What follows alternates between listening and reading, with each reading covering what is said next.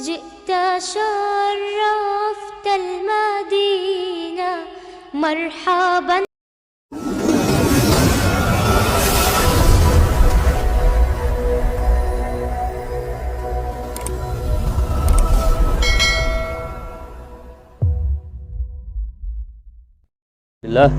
Sayyidina Muhammadin ibn Abdullah wa ala alihi wa sahbihi wa man wala ma ba'du.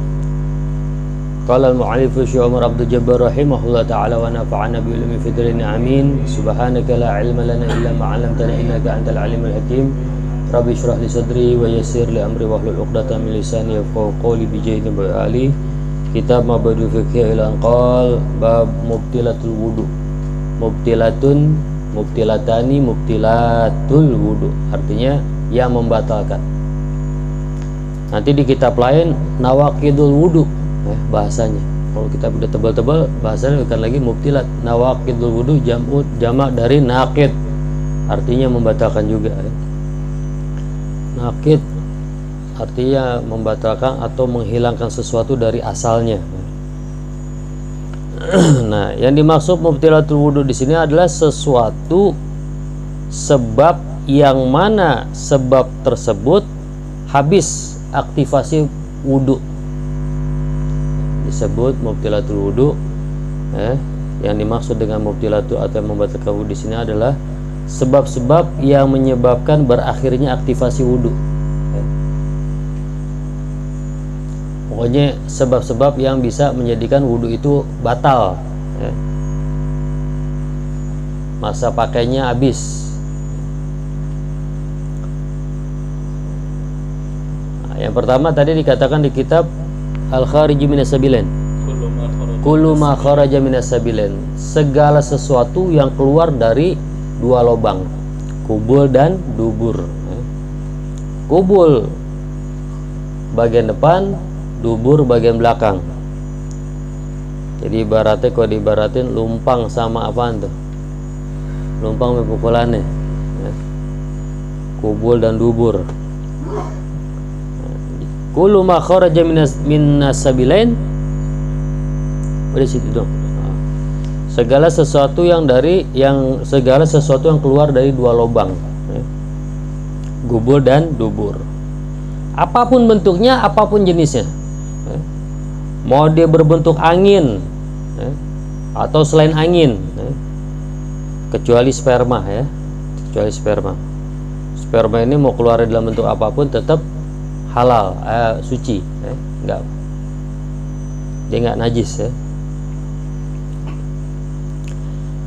Baik yang keluar itu biasa ataupun yang enggak biasa. Biasa yang keluar kan tai, tahu-tahu bacan keluar misalnya. Udah diikat lagi tuh bacan, ikatannya emas putih. Emas putih nggak biasa, tetap batal wudhu. Kenapa sperma itu nggak membatalkan wudhu? Karena sperma itu suci ya, bukan sesuatu yang najis. Kalau sperma najis, kita najis semua ini ya. Tapi orang yang keluar sperma wajib mandi. Mandi apa namanya? Mandi jinabah, bukan jinabah, janabah.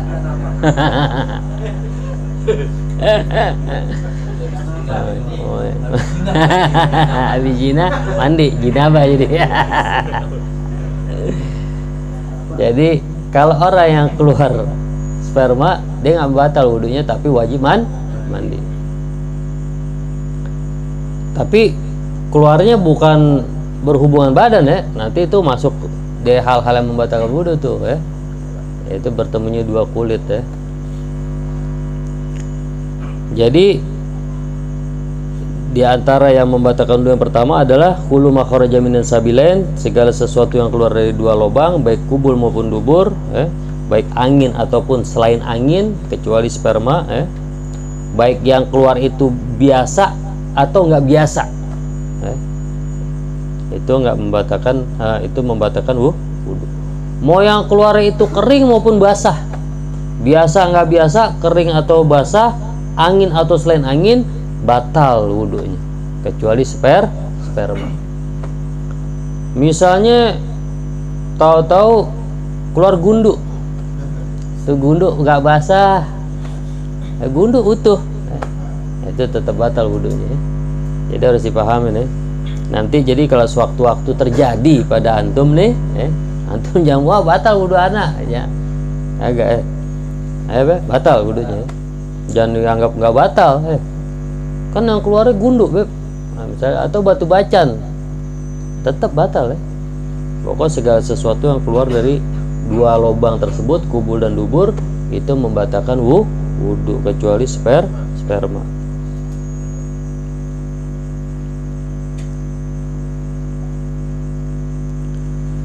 Kenapa sperma itu nggak membatalkan wudhu? Dikatakan karena sperma itu perkaranya lebih besar dari sekedar berwudhu. Dia mewajibkan mandi. Dia mewajibkan mandi. Orang yang keluar sperma wajib mandi, tapi dia nggak wajib wudhu. Nanti keluar sperma nih, terus wudhu, nggak wajib nanti wudhu. Yang diwajibkan mandinya, bukan wudhunya. Makanya sperma itu ketika orang punya wudhu, keluar sperma nggak batal. Selagi sperma itu murni ya, nggak bercampur dengan yang namanya madhi, murni sperma. Tapi jarang tuh orang keluar murni sperma, karena madhi ini ibaratnya utusan. Sebelum keluar pimpinan, utusannya dulu keluar. Ente dulu aja no, gitu. Protokol ya, gitu. Forader dulu.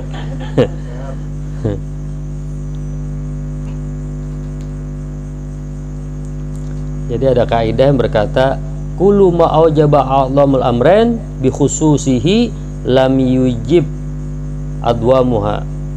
Setiap sesuatu yang perkaranya lebih besar di antara dua perkara secara khusus, maka yang rendah itu jadi nggak wajib. Mandi hadas lebih besar perkaranya ketimbang berwudu. Wudu itu wajib ketika ingin ibadah, tapi ketika nggak selain ibadah hukumnya sunnah. Mandi, nanti keluar sperma wajib mandi, nggak disunahkan untuk hal lain, tapi diwajibkan mandi. Jadi perkaranya lebih besar. Jelas ya? Lam yujib adwamuha bi umumihi, itu kaidah fikihnya ya. Jadi kalau selama ini berpikiran keluar sperma membatalkan wudu, nah ini udah mulai berubah deh tuh cara berpikir seperti itu. Keluar sperma nggak membatalkan wudu. Paham deh? Yes. Yang kedua, zawalu aqlin. Zawalu aqlin bisukrin au maradin au jununin au igmamin au igmain au naumin ghairi mumakkinin man adahu minal arad. Yang kedua, daripada yang membatalkan wudu, hilang ingatan. Zawalu aqlin, hilang akal. Baik dengan mabuk, bisukrin, dengan mabuk, au maradin, atau sebab sakit, panas yang sangat luar biasa sehingga nggak sadar, mengigau, atau koma, pokoknya penyakit-penyakit yang menyebabkan hilang akal, bimaradin au jununin, atau gila, gila mah jelas atau au igmain, atau pingsan. Jadi hilangnya akal disebabkan tidur enggak tadi zawalu aklin bisukrin, hilang ingatan sebab mabuk atau sakit atau hilang ingatan atau pingsan, itu membatalkan wudu. Pokoknya atau tidur yang enggak tempatnya enggak bersila pas. Tapi yang dibolehkan orang bersila terus tidur nggak membatalkan itu ada karakter orangnya. Nggak semua orang bisa seperti itu. Ada syarat-syaratnya, orang ini harus begini, harus begini, harus begini. Ntar dijelaskan. Jadi yang membatalkan wudhu kedua adalah hilang ingatan dengan apapun caranya. Misalnya kita lagi rebahan nungguin adzan maghrib, atau ngeliep, atau tidur bangun subuh. Pulas itu ya. Itu membatalkan wudhu. Pokok ketika ingatan hilang, udah batal langsung wudhu. Jangankan dengan sebab mabuk udah jelas menghilangkan kesadaran. Sakit juga begitu. Kemudian gila atau pingsan jelas. Ini ngeliep aja bisa membatalkan wudhu selagi ingatan tuh langsung hilang, langsung batal tuh wudhu. Illa naumun mumakkinun au naumin ghairu mumakkinin, atau tidur yang posisinya nggak pas, posisi duduk tapi nggak pas posisi duduknya. Nanti ada syarat posisi duduk yang nggak membatalkan wudhu tuh apa aja au naumin ghairu mumakkinin maq'adahu minal ard atau tidur yang posisi duduknya ini tidur dalam keadaan duduk tapi posisi duduknya nggak pas pada ard atau pada bumi, pada tanah, pada ubin. Syarat tidur yang nggak membatalkan wudhu itu ada 4. Jadi orang boleh dia tertidur dalam keadaan berwudhu dan wudhunya nggak batal, itu ada 4 syarat. Yang pertama, ketika dia duduk, posisi duduknya itu pas. Kalau bahasa kita mumakkinun atau mumakkinan maq'adahu minal ard. Posisi duduknya itu besilanya pas, menutup lubang duburnya dia, Jadi nggak boleh miring, nggak boleh ke depan atau ke belakang atau ke samping, itu nggak boleh. Dia harus pas. Nanti dia ketika bangun harus dalam posisi yang sama. Ketika dia bangun posisinya udah batal itu. Jadi dia tidur duduk, hilang ingatannya, kemudian dibangun dalam keadaan sama seperti ini, itu nggak batal wudhu. Itu yang pertama, posisi duduknya harus pas. Yang kedua, orang ini harus sedang, nggak gemuk, nggak kurus. Berarti nggak semua orang bisa. Kalau bahasa kita an yakuna mu'tadilal khilqah, an yakuna mu'tadilal khilqah. Postur badannya pas, nggak gemuk, nggak kurus. Kalau terlalu gemuk, molos. Biasa kalau orang gemuk duduk kentut, bunyinya prepet, kayak knalpot bocor. Kalau orang kurus juga nggak pas juga, karena duduk langsung di tulang duburnya, ngempos bunyi, kayak ban bocor. Jadi harus yang sedang badannya, nggak kurus, nggak gemuk. Jadi nggak semua orang bisa. Jadi kalau menakar aneh kurus pe gemuk, ente pikir sendiri dah tuh. Kira-kira ente gemuk apa kurus. Jadi ketika ente merasa gemuk, tidur ngeliap, mending wudhu. Kalau ente kurus, merasa kurus, tidur ngeliap, mending wudhu. Paham tuh ya? Itu yang kedua. Yang ketiga, dia harus bangun seperti keadaan pertama kali dia tidur. Dia harus bangun seperti keadaan pertama kali dia tidur, nggak boleh berubah tempat. Yang keempat, nggak boleh ada memberitahu dia. Orang yang adil atau warok bilang tadi ente ngentut. Orang yang adil, orang yang dapat dipercaya ngabarin tadi ente tidur ngentut, itu batal. Tapi kalau nggak ada ngabarin, nggak ada memberitahu dia, dianggap nggak batal. Paham deh?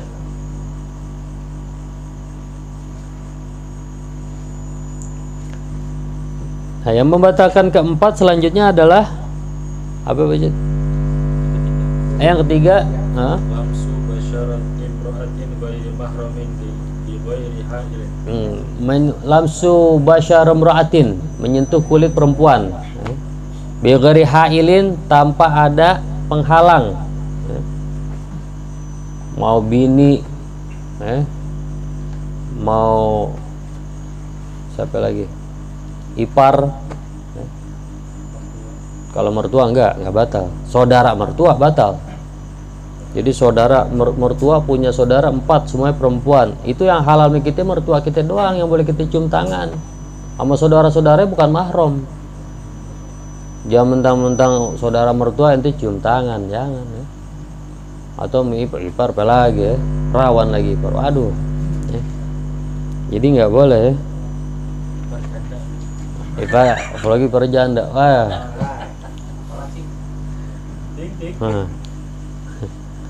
Jadi menyentuh kulit perempuan yang bukan mahram dengan tanpa ada penghalang. Perempuan ini perempuan yang bukan mahram ya, ingat ya, perempuan yang bukan mahram.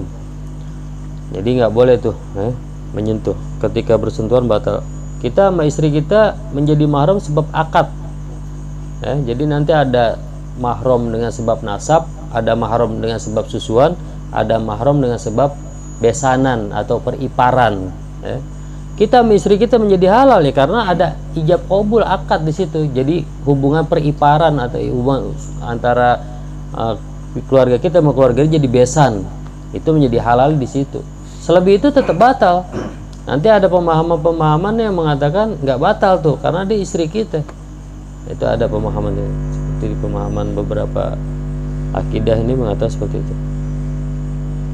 Jadi sama istri batal dalam hal ibadah, selain ibadah enggak.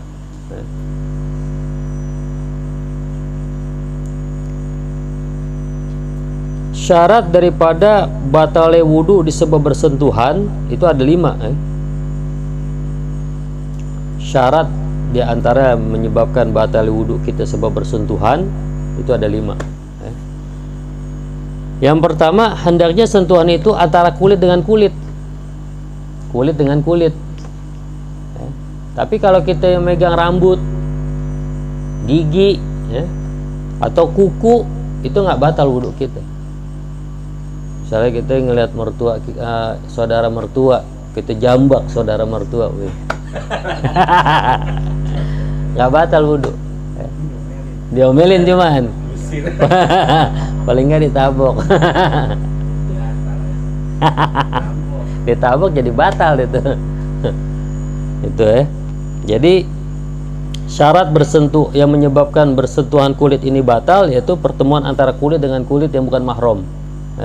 Selain kulit nggak batal seperti rambut, gigi, kuku. Kemudian sebagian ulama lagi mengatakan bola mata, kita pegang nih, atau tulang yang keluar.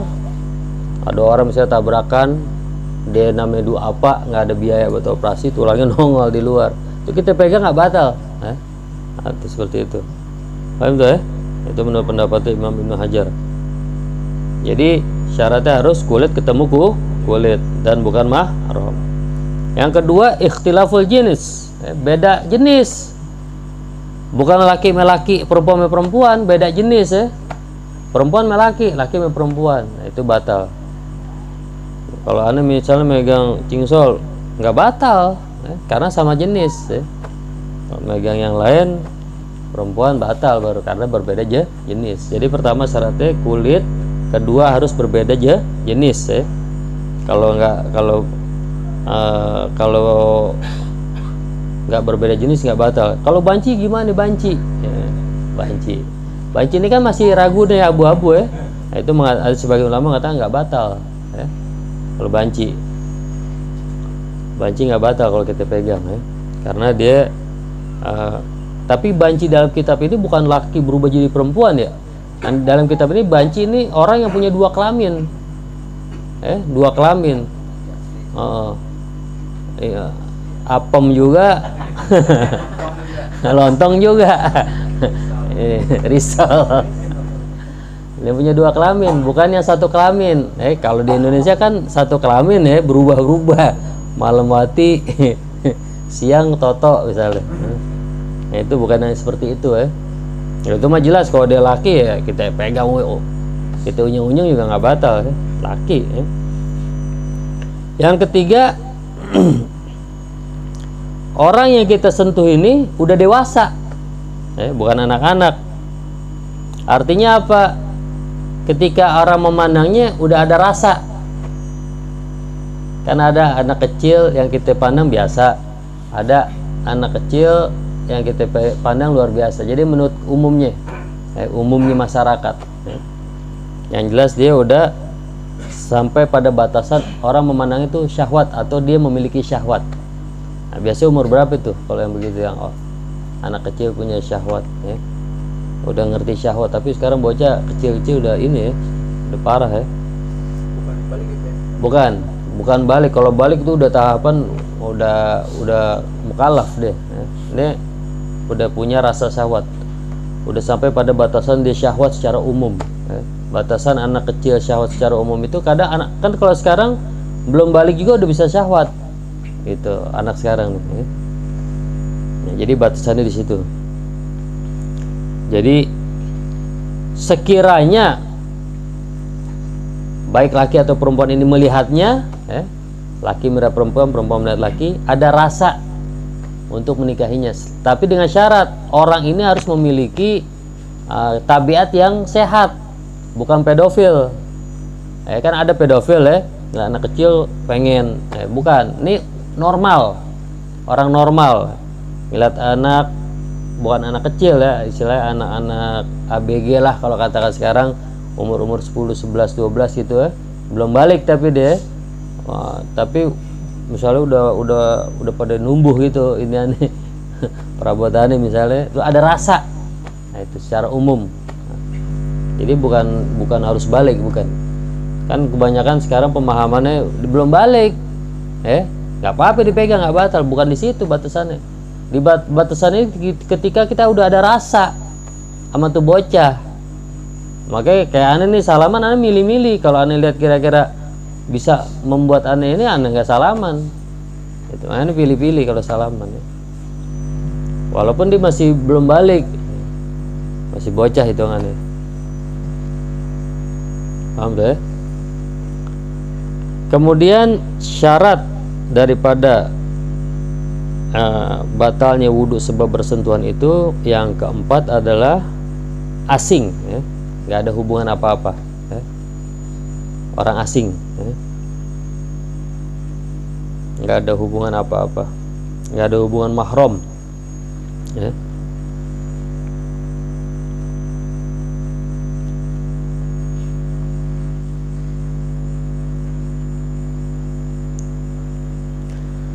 Mahram ini ada 3, ya, dan semua totalnya itu ada 18, ya.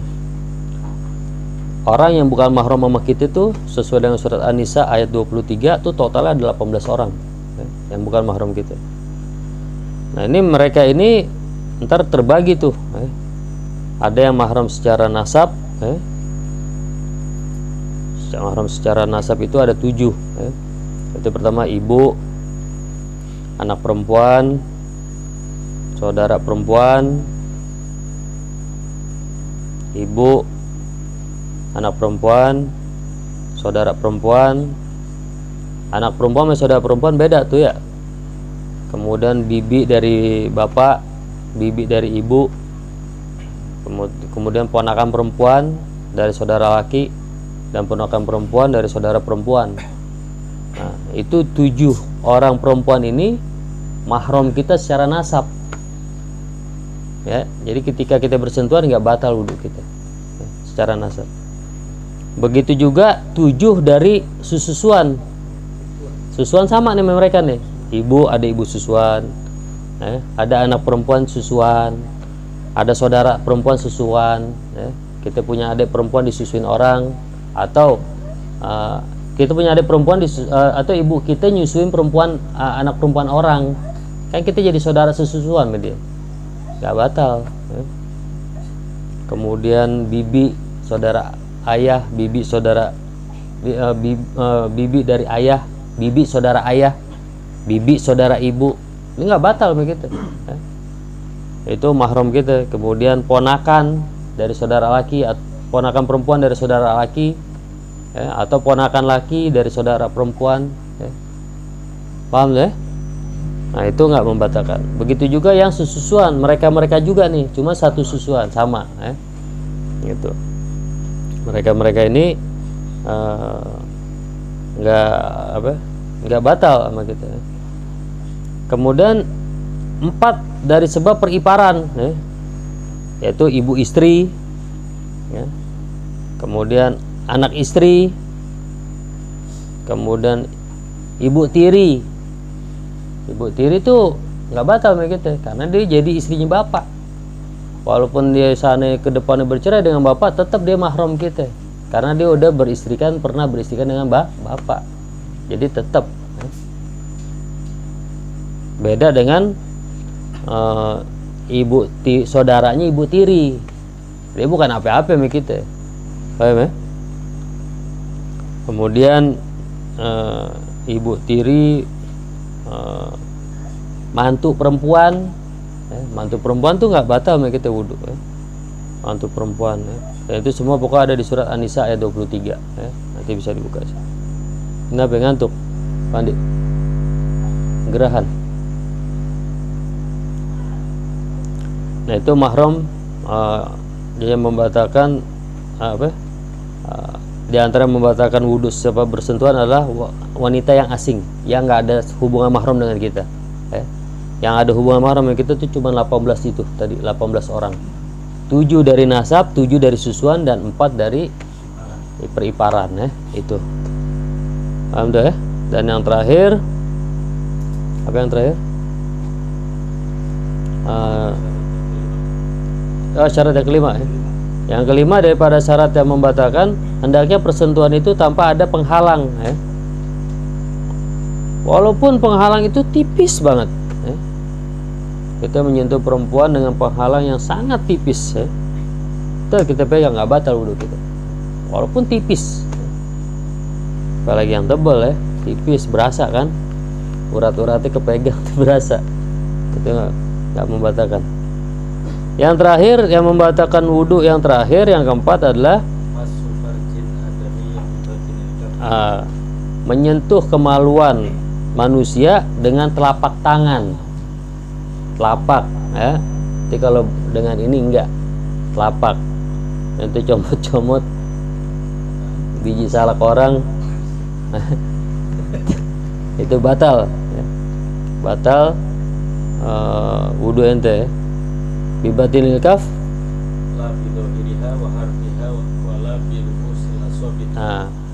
tidak dengan zahirnya. Ini batin tangan ini namanya. Ini zahirnya. Jadi kalau kita bersentuhan, menyentuh seseorang atau kemaluan orang dengan ini, batal. Tidak dengan ini enggak. Atau dengan pinggirannya nih, batasnya seperti ini nih ya, yang ketutup aja nih, pinggirannya kagak. Ujung-ujung jari kesentuh nggak batal. Gak sengaja kesentuh ujung jari nih, megang kepala, tak, nggak batal. Yang batal itu yang ketika kita, nah yang ketutup ini yang membatalkan ketika kita sentuh. Anda pernah nggak sengaja kepegang, tapi Anda tahu hukumnya, jadi Anda tetap sholat. Keluar dari kamar mandi tuh naruh handuk kepegang, wah, tapi karena ujung tangan Anda tahu hukumnya nggak batal, tetap sholat. Kalau pemahaman sekarang kan lebih kacau nih, makan batal wudhu, minum batal wudhu, giliran ngentut kagak ada. PA itu. Jadi menyentuh kemaluan manusia dengan telapak tangan, bukan dengan apa sih namanya, dohir nih, punggung tangan. Jadi bukan kemaluan depan saja ya, tapi depan belakang ya. Depan belakang itu membatalkan wudhu. Yang batal itu yang memegang, bukan yang dipegang. Yang dipegang nggak batal. Yang dipegang nggak batal, kecuali diminta dipegang.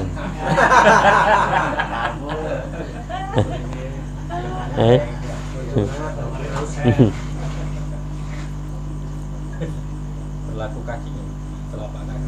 Enggak, telapak tangan aja ini. Karena di bahasa di sini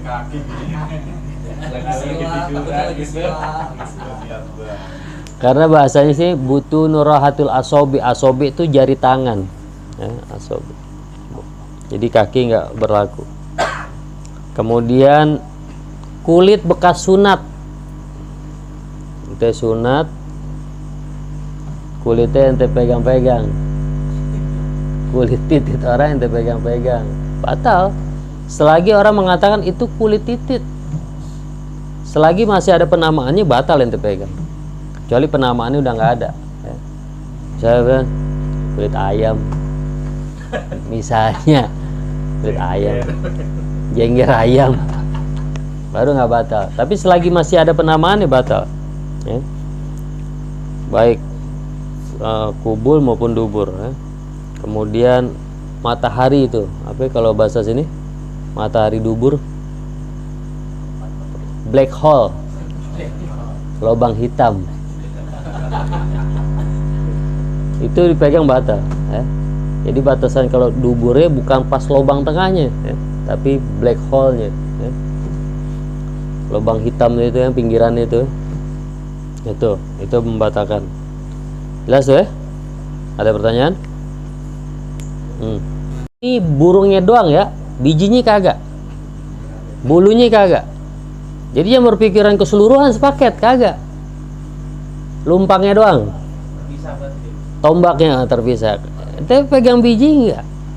Karena yang dikatakan di sini yang dimaksud dengan kubul itu az-zakaru faqat dunal khosyaten, bukan bijinya. Wa sya'rul anah, begitu juga bukan dengan rambutnya, ya. Nah kalau perempuan bagaimana kubulnya? Kubulnya perempuan ini rada-rada ekstrim nih bahasa, bingung juga nih jelasin ya. Nah, gimana ya?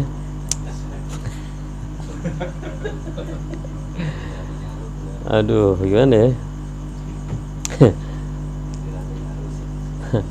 Kan dia bentuknya begini nih ya.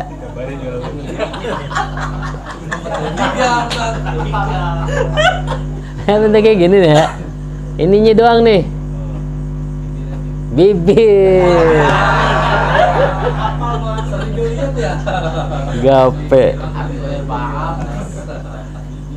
Jadi kalau punya wudhu ente garuk-garuk situ nggak batal.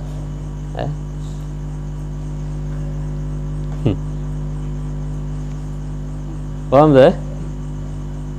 Udah deh. Jangan banyak-banyak ngaco ntar ya sambil ngopi ntar. Ada pertanyaan?